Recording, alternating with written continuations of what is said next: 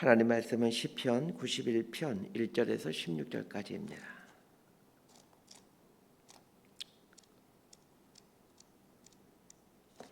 시편 91편 1절에서 16절까지 말씀 번갈아 가면서 읽습니다. 제가 먼저 읽겠습니다. 지존자의 은밀한 곳에 거주하며 전능자의 그늘 아래에 사는 자여, 나는 여호와를 향하여 말하기를 그는 나의 피난처요 나의 요새요 내가 의뢰하는 하나님이라 하리니, 이는 그가 너를 새 사냥꾼의 올무에서와 심한 전염병에서 건지실 것이미로다. 그가 너를 그의 깃으로 덮으시리니 내가 그의 날개 아래 피하리로다. 그의 진실함은 방패와 손방패가 되시나니, 너는 밤에 찾아오는 공포와 낮에 날아드는 화살과 어두울 때 퍼지는 전염병과 밝을 때 닥쳐오는 재앙을 두려워하지 아니하리로다. 1000명이 내 왼쪽에서 10,000명이 내 오른쪽에서 엎드러지나 이 재앙이 내게 가까이 하지 못하리로다. 오직 너는 똑똑히 보리니 악인들의 보응을 내가 보리로다. 내가 말하기를 여호와는 나의 피난처시라 하고 지존자를 너의 거처로 삼았으므로 화가 내게 미치지 못하며 재앙이 내 장막에 가까이 오지 못하리니, 그가 너를 위하여 그의 천사들을 명령하사 내 모든 길에서 너를 지키게 하심이라. 그들이 그들의 손으로 너를 붙들어 발이 돌에 부딪히지 아니하게 하리로다. 내가 사자와 독사를 밟으며 젊은 사자와 뱀을 발로 누르리로다. 하나님이 이르시되 그가 나를 사랑한즉 내가 그를 건지리라. 그가 내 이름을 안즉 내가 그를 높이리라. 15절 16절 함께 읽습니다. 그가 내게 간구하리니 내가 그에게 응답하리라. 그들이 환난 당할 때에 내가 그와 함께하여 그를 건지고 영화롭게 하리라. 내가 그를 장수하게 함으로 그를 만족하게 하며 나의 구원을 그에게 보이리라 하시도다. 아멘. 시편 91편의 저자가 누구인지에 대해서는 확실치가 않습니다. 다만 추정하고 있는 것은 다윗이지 않겠느냐, 이렇게 생각하고 있습니다.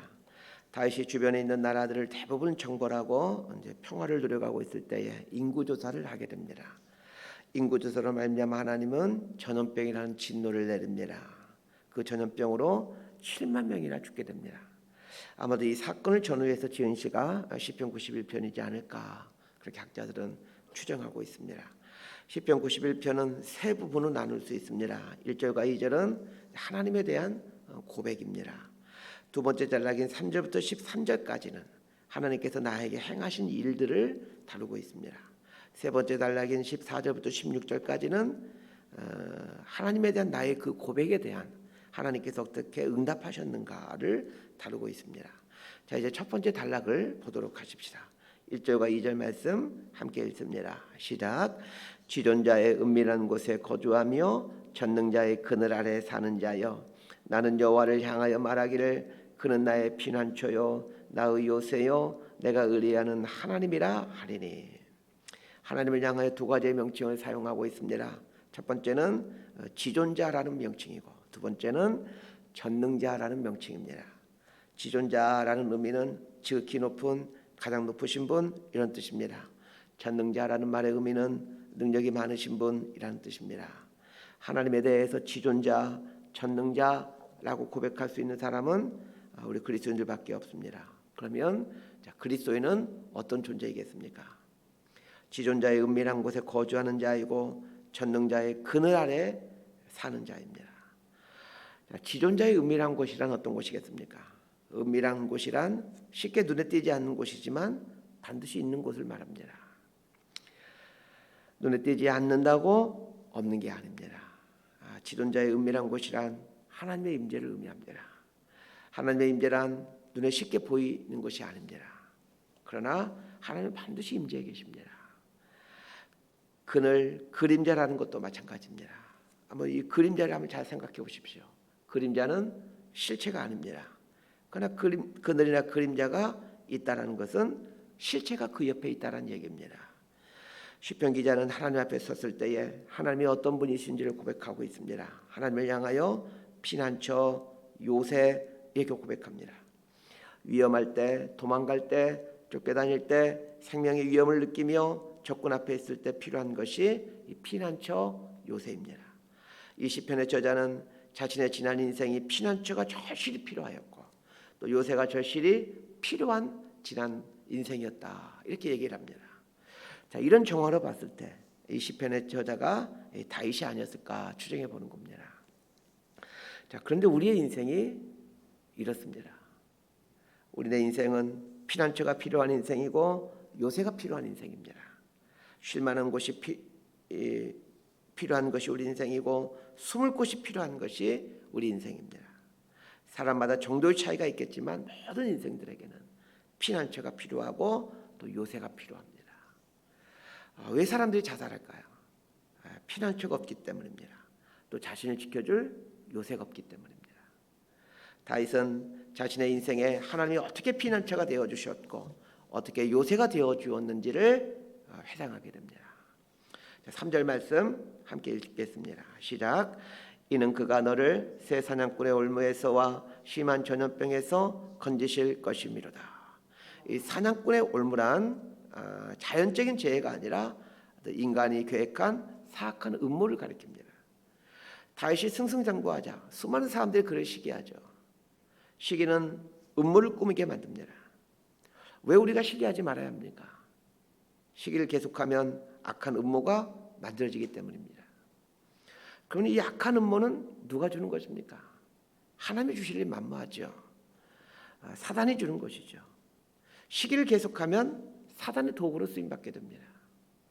여자분들은 자신보다 이쁜 여자 있어도 한 번만 시기하시길 바랍니다. 학교 다닐 때 나보다 이쁘지도 않고 공부도 못한 애가 나보다 더 잘 살아도 한 번만 시기하시길 바랍니다. 자신을 음해하려는 사람들의 계획을 알았을 때 분노가 치밀어 오르고 복수해야 되겠다는 생각이 드는 게 사람입니다. 그러나 복수하는 것은 하나님의 뜻이 아닙니다. 하나님께서 이 올무로부터 건져주시기를 간구해야 됩니다. 복수는 더 빠져나올 수 없는 올무에 걸려들게 하는 것이 복수입니다. 심한 전염병이라고 나오는데 이 심한 전염병이란 무엇이겠습니까? 말 그대로 전염병일 수도 있습니다. 그러나 이 전염병으로 번역된 히브리어 단어가 이 떼베르인데 이 말을 뜻하는 나바르와 발음이 같습니다. 그래서 어떤 학자들은 심한 전염병을 파괴적인 말, 중상모략하는 말 이렇게 해석하기도 합니다. 우리가 살아가는 세상을 보십시오. 중상모략하는 말이 얼마나 많이 돌아다닙니까? 나를 향한 그 심한 말들이 얼마나 많이 돌아다닙니까? 그때마다 삼자 대면을 하고 싶고 그 거짓을 만드는 그 사람을 많은 사람 앞에서 창피를 주고 싶습니다. 그런 마음이 불쑥불쑥 생기죠. 그러나 그것 또한 하나님께서 건지시기를 간구해야 됩니다. 자, 4절 말씀 함께 읽도록 합니다. 시작. 그가 너를 그의 깃으로 덮으시리니 내가 그의 날개 아래에 피하리로다. 그의 진실함은 방패와 손방패가 되시나니. 중상모략과 음모와 나를 무너뜨리고자 하는 말로부터 하나님께서 나를 덮어주시기를 소망하고 간구해가고 있습니다. 그러나 저는 이 말씀 앞에서 말씀에는 또 다른 의미가 있다고 생각합니다. 복수하고 싶은 내 마음, 삼자 대면을 해서 진실을 드러내고 싶은 나의 그 마음을 하나님께서 덮어주시기를 간구하고 있는 것이라고 말입니다. 그렇게 함으로 나의 진실함이 나의 인생 방패가 되지 않고 하나님의 진실함이 나의 인생 방패가 되도록 해야 됩니다. 우리는 중상모략을 당하고 나를 향한 거짓된 말을 들을 때 우리는 나의 진실함으로 그것을 증명해 가려고 합니다. 그래서 진실을 증명함으로 날 지켜나가려고 하죠. 그러나 나를 지켜주는 것은 나의 진실함이 아니라 하나님의 진실함입니다. 하나님의 진실함이 나의 인생 방패가 되도록 해야 됩니다. 나의 진실함은 사실은 구멍 뚫린 방패입니다. 온전한 것 같지만 우리의 진실함은 온전치 못하고 또 능력도 없습니다. 우리의 진실함은 흠이 많은 진실함입니다. 그렇다고 진실되게 살지 말라는 얘기가 아닙니다. 진실되게 살아야 되죠. 그러나 그것으로 우리의 방패를 삼아서는 안 된다는 말입니다. 왜냐하면 그것은 우리의 인생 방패가 될 수도 없기 때문입니다. 자, 5절에서 8절까지 말씀 함께 읽도록 합니다. 시작. 너는 밤에 찾아오는 공포와 낮에 날아다니는 화살과 어두울 때 퍼지는 전염병을 밝을 때 닥쳐오는 재앙을 두려워하지 아니하리로다.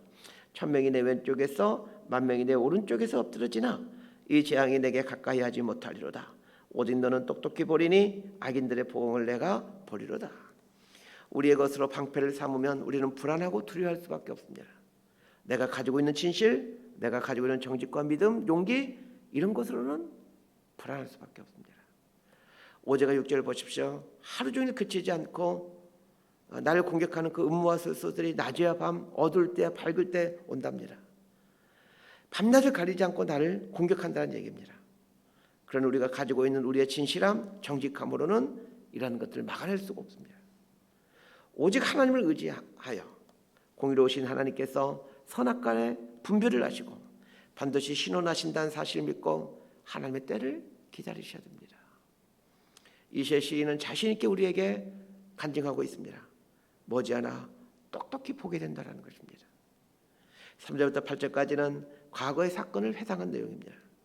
다윗이 자신의 지난 삶을 돌아보니까 하나님께서 사람들의 술수와 음모로부터 그 파괴적인 말로부터 자신을 지켜주셨다는 것들을 돌아보게 됩니다.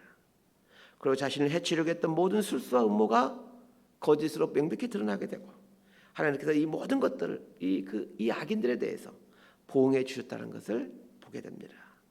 이걸 깨달은 사람은 9절 이하의 고백을 할 수 있게 됩니다. 자, 9절부터 13절까지 말씀 함께 읽습니다. 시작. 내가 말하기를 여호와는 나의 피난처시라 하고 지존자를 너의 거처로 삼았으므로 화가 내게 미치지 못하며 재앙이 내 장막에 가까이 하지 못하리니 그가 너를 위하여 그의 천사들 명령하사 내 모든 길에서 너를 지키게 하심이라. 그들이 그들의 손으로 너를 붙들어 발이 돌에 부딪히지 아니하게 하리로다. 내가 사자와 독사를 밟으며 젊은 사자와 뱀을 발로 누르리로다. 공부에는 왕도가 없다라는 말이 있죠. 신앙에도 왕도가 없습니다.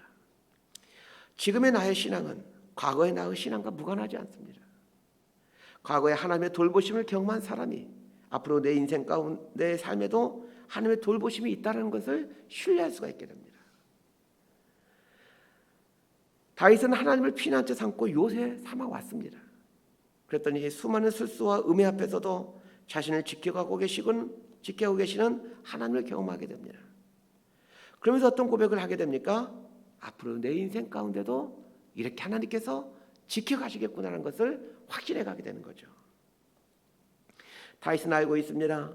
여전히 자신의 인생 앞에 음해와 해칠 사자와 독사가 끊이지 않는다는 것을 말입니다. 그러나 개의치 않습니다.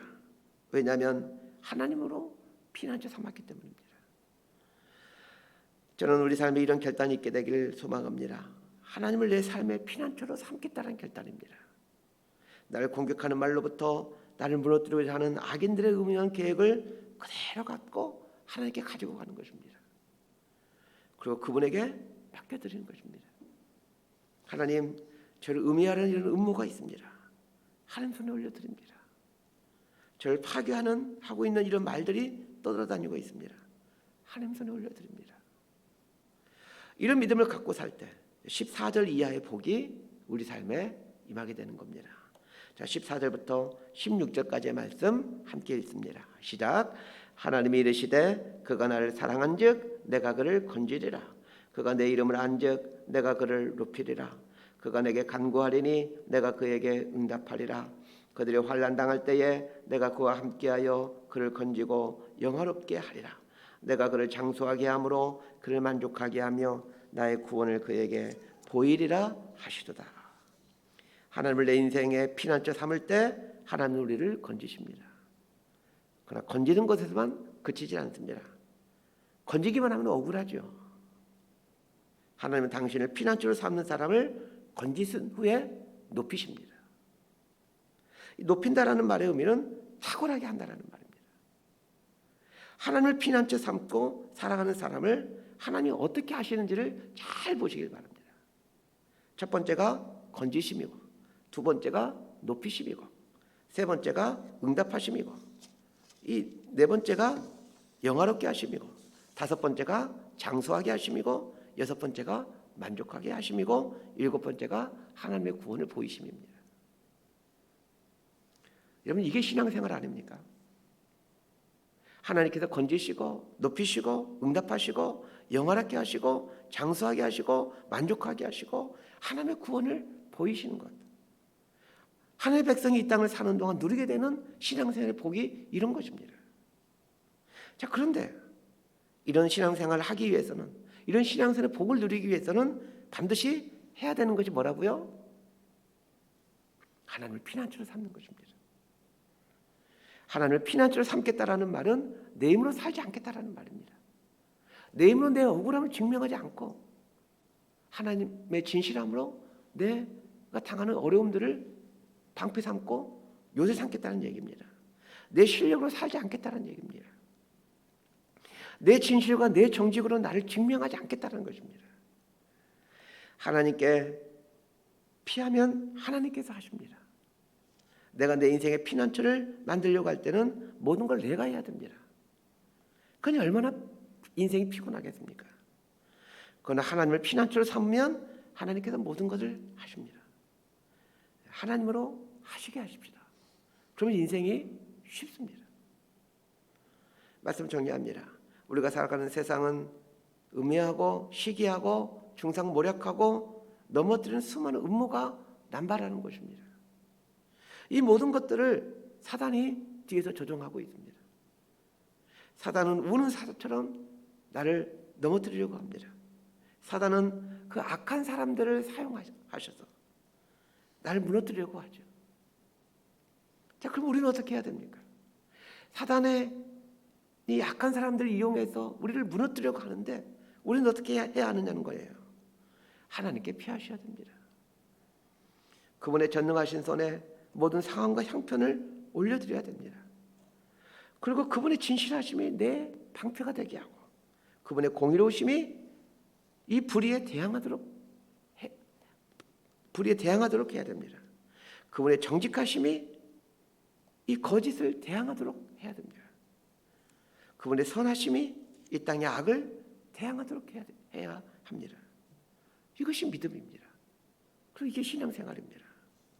이렇게 살아가는 그리스도인을 하나님은 건지시고 높이시고 응답해 주시고 영화롭게 하시고 장수하게 하시고 만족하게 하시고 하나님의 구원을 보여주십니다. 이런 복을 누리며 살아가게 되는 저와 여러분의 삶이 되기를 진심으로 소망하고 축복합니다. 기도하겠습니다. 하나님 아버지, 하나님을 우리 인생의 피난처로 삼습니다.